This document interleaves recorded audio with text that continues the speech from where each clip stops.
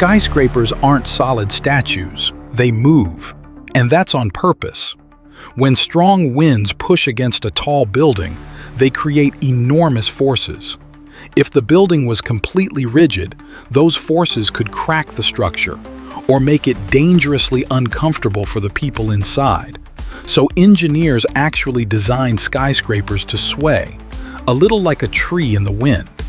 This flexibility lets the building absorb and spread out the force, instead of fighting it.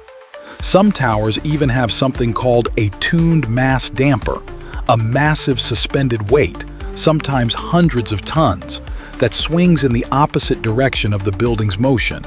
It's like a counterweight that calms the sway. At the very top, a skyscraper can sway a few feet in either direction.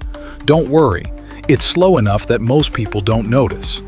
Every sway is carefully calculated so it's safe, stable, and barely felt. So next time you're in a tall building, remember, it's not just standing tall, it's dancing with the wind. And that's the hidden engineering keeping you safe. Thanks for watching Skynest, where we share engineering wonders hiding in plain sight.